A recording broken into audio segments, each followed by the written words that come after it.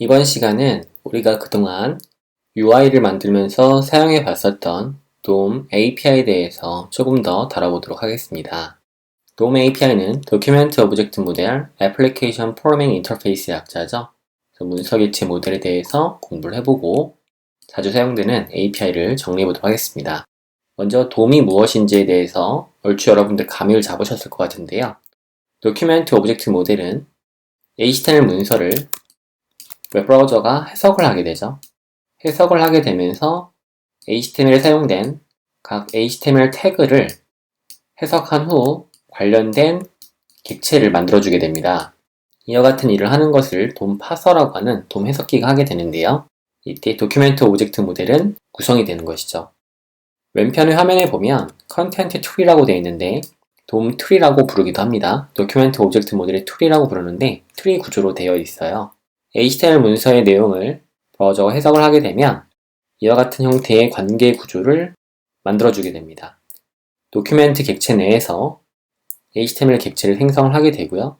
첫 번째 자식으로 헤드 요소를, 마지막 자식으로 바디 요소 객체를 생성을 합니다. 헤드 내에 타이틀을 만들게 되고요.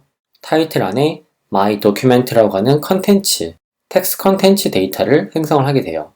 바디는 내부의 h1 요소 객체와 단락 요소 객체를 만들게 되고요. 각각 헤더와 패러그래프라고 하는 텍스트 콘텐츠를 생성을 하게 됩니다.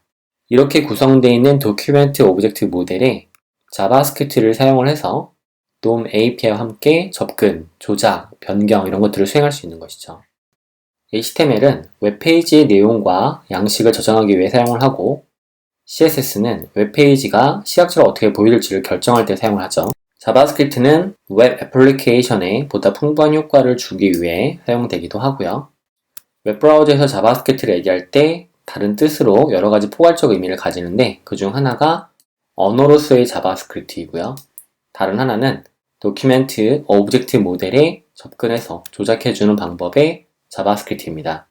우리가 공부했던 자바스크립트는 이 방법과 이 두 가지 의미를 모두 상충하죠.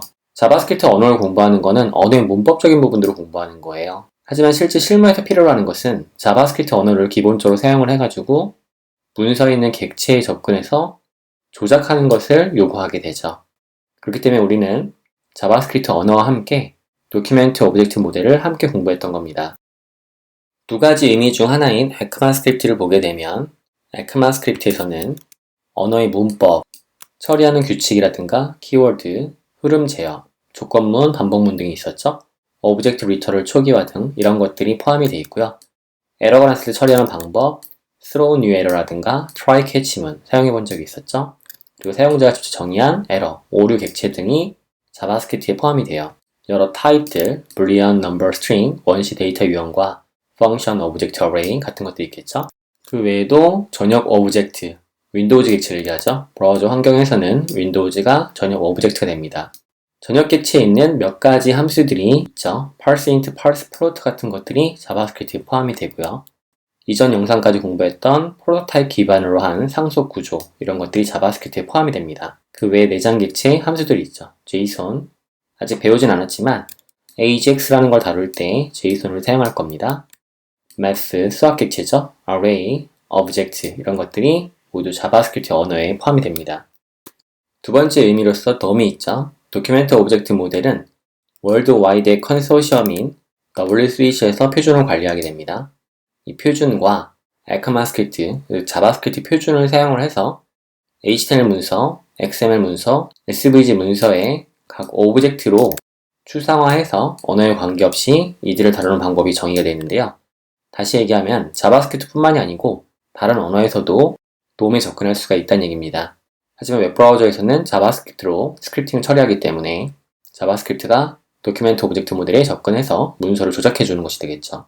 DOM에서 정의하는 것 중에 중요한 것들은 문서 구조, HTML 내부의 헤드, 바디, 형제죠. 첫 번째 자식, 마지막 자식, 첫 번째 자식의 타이틀, 내부의 첫 번째 컨텐츠가 my document가 된다. 이런 식의 구조가 있고요. 트리 모델이 형성이 됩니다.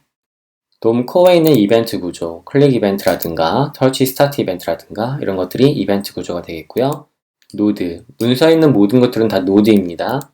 엘리먼트, 엘리먼트는 이와 같은 태그라고 부르는 것이 요소 엘리먼트 노드가 되겠죠.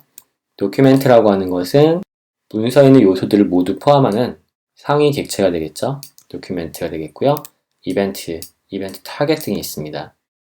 덜 엄격한 DOM 이벤트 구조나 DOM 이벤트에 해당되는 특정 이벤트, 그리고 DOM을 탐색하는 트래버서, DOM의 영역을 의미하는 range, 이런 것들이 모두 DOM에서 중요한 것들입니다. 자, 그러면 자주 사용되는 DOM API에 대해서 공부해 보도록 하겠습니다. 문서 모델 객체의 요소에 접근해서 선택하는 방법은 우리가 많은 공부를 했었죠. 클래스 값으로 접근하거나 요소의 이름으로 접근하거나 하는 방식을 사용할 수 있습니다. 또는 ID 값, 태그 네임 값, 클래스 네임 값. 하지만 우리가 주로 사용했던 방법은 쿼리 셀렉터와 쿼리 셀렉터 all이 있겠습니다. 그 외에 매치스라고 하는 메서드가 있는데요. 인터넷 익스플로러 9 이상 지원되고요. 마이크로소프트사의 프리픽스가 필요로 합니다. 이 방법을 사용을 해보도록 한다면 어떻게 될지 확인해 보도록 하겠습니다. 엘리먼트의 매치스라는 메서드는 return 값으로 true를 반환하는데요. 엘리먼트가 선택된 선택자 스트링과 일치할 경우에 true를 반환하고요. 그렇지 않을 경우 false를 반환합니다. 인터넷 익스플로러는 이를 제대로 지원하지 못하기 때문에 ms라는 프리픽스를 사용해서 matches selector라는 걸 사용을 해줘야 됩니다. 사용하는 코드를 확인해 보도록 하겠습니다. 예를 들어 방금 선택한 h1 엘리먼트는 이와 같은 클래스명을 가지고 있겠죠. 대상을 선택해 보겠습니다. 대상을 선택할 수 있겠죠. 변수에 dpt라고 받아보도록 하겠습니다. dpt는 문서 객체죠. dpt.matches를 사용을 해서 선택자로 h1 요소인지를 확인하게 되면 true라는 걸 보여줍니다. 반면 p라고 쓰게 되면 false를 보여주죠. 매우 편리하죠? 어떤 경우에 쓰면 좋을까요? 조건문에 사용하면 좋겠죠? 다음과 같이 active element와 deactive element를 사용할 수 있겠습니다. 결과는 deactive element가 되겠죠. is active가 아니기 때문에 이런 경우에 matches를 사용할 수 있습니다. 브라우저의 호환성 부분을 보게 되면 인터넷 익스플로러 9 이상 지원되긴 하지만 이 기능은 표준 이름이 아닌 ms matches selector를 사용을 해야 됩니다. 그럼 어떻게 해야지 모든 브라우저에 호환할 수 있게 만들 수 있을까?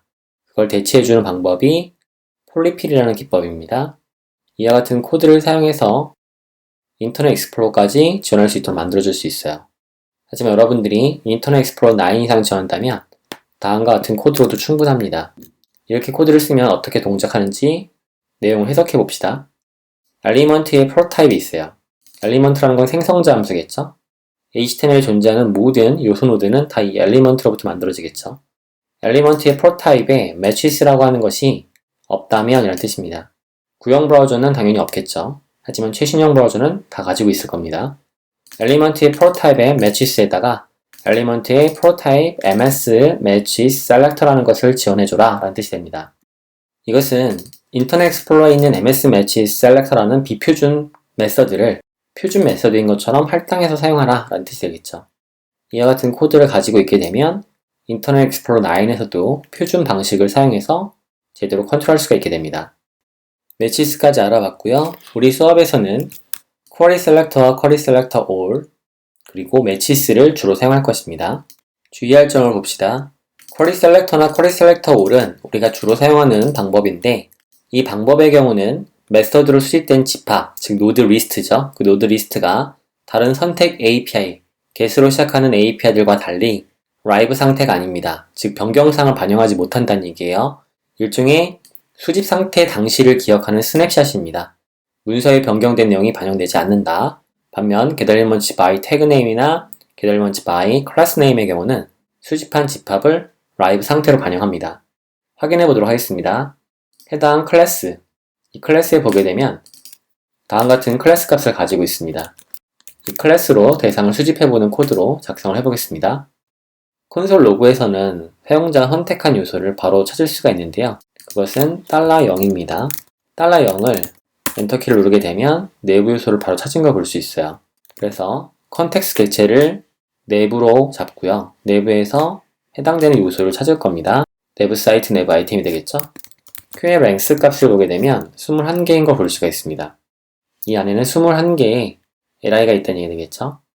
C라고 하는 변수에는 $0에 element by class name을 사용해서 C 값을 수집을 하고요. C의 length 값을 보게 되면 21개입니다. Q의 length 값을 보게 되면 21개. 둘은 동일하죠. 자, 이제 라이브 상태를 확인하기 위해서 해당 객체 중 몇 가지를 지워 볼게요. 딜레이트를 하고 딜레이트를 합니다. 많이 지웠죠? 해당 내용을 지운 상태에서 확인해 보겠습니다. 먼저 라이브 상태가 반영되는 C.length입니다. 4개. 지우고 나니까 4개만 남은 걸 보여줘요.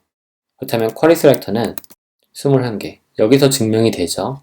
쿼리 셀렉터나 쿼리 셀렉터 올로 수집한 것은 문서에서 내용이 지워지더라도 기존의 스냅샷을 보관하는 반면 도큐멘트의 getElements라고 불리는 메서드로 선택한 것들은 live로 지워진 상태가 반영이 됩니다. Q요소를 보게 되면 기존의 것들이 기억되어 있는 것이 되겠죠. 반면에 C의 경우는 지워졌기 때문에 4개만 남아있는 상태를 보여주게 됩니다. HTML 컬렉션과 노드 리스트 이 두 개의 차이점을 잘 기억해 주시면 되겠습니다.